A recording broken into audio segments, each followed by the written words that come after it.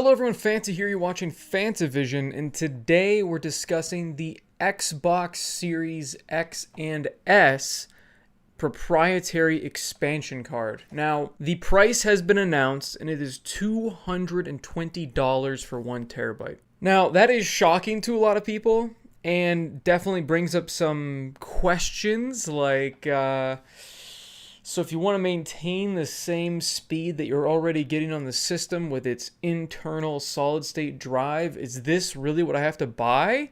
Like, if you get a Series S for $300, you then have to buy a $220 expansion thing. That brings it up to $520, and that only puts it 500 gigs above the Xbox Series X. I mean, you're starting to look at the pricing here, and you're wondering, well, what's my best option? Is this my only option?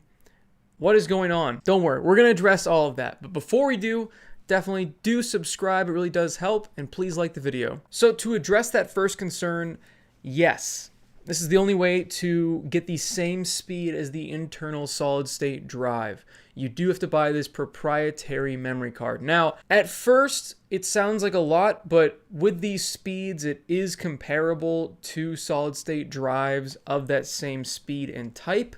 However, the issue arises with the fact that this is a proprietary memory card. This is a proprietary hard drive. I don't know if you remember the Vita, but that is one of the main reasons why the Vita died, because its proprietary memory cards were too expensive.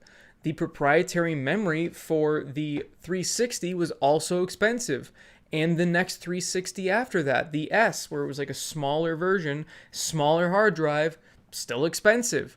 And the reason that these proprietary memory units are so concerning and such a major problem for these systems is that they're not going to experience the same price war that normal computer components will have. The PlayStation 5 is going to allow you to put in your own NVMe solid-state drive, which means as storage gets cheaper, which it will, as storage gets cheaper for computers, it is going to get cheaper for the PlayStation. So when you go to upgrade, you're going to be able to get a cheaper solid-state drive as the market goes down, because there are so many other manufacturers all competing for that same market space. However, with Microsoft, you can't do that. You can't put in your own NVMe drive. In order to use a solid-state drive of comparable speed, you have to use one of these proprietary things, and that's a huge issue. And I don't understand why Microsoft chose to do this when they've done everything else correct with the console. This new generation of Xbox consoles is looking to be the most customer-friendly system out there. You can use all of your old controllers, which is just phenomenal. You can use all of your old games, amazing. But for some reason, you can't just use any solid-state drive you want. Yeah, you can plug in an external solid-state drive from any company, but that's the thing. The solid-state drives are just not as fast as the NVMe drives yet.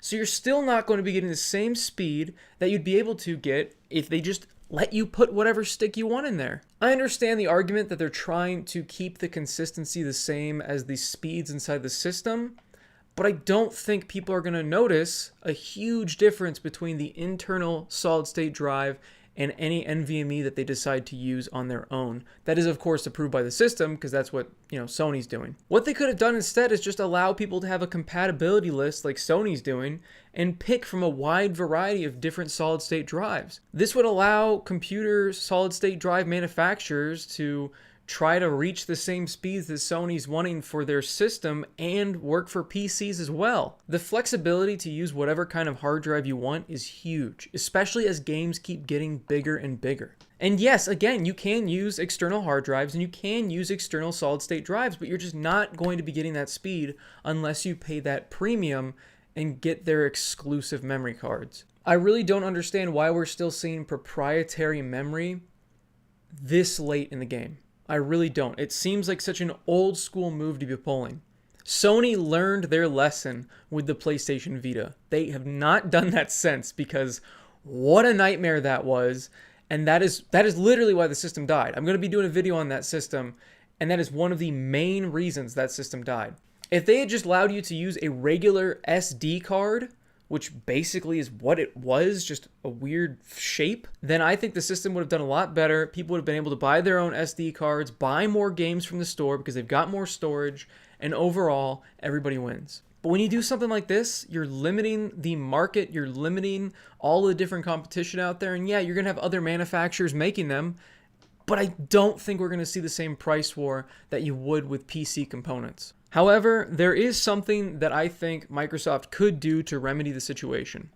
If they wanted to allow people to use whatever NVMe they wanted in the future, they could always sell adapters so that it can work with this same slot that this works with. But honestly, I don't think they're ever going to do that because I don't know of any company that has ever done that. But I want to hear what you guys think in the comments. Do you guys think this was a huge misstep like I do?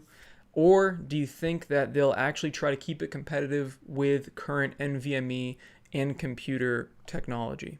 Or do you not really care about the speeds and you're just going to use an external hard drive like you did with your Xbox One or PS4? Again, I don't recommend that because it's going to be infinitely slower. You're going to experience a lot worse load times, but that is an option. And thank you for watching. Like the video if you guys liked it, subscribe for more content, and as always, have a fantastic day. See you guys.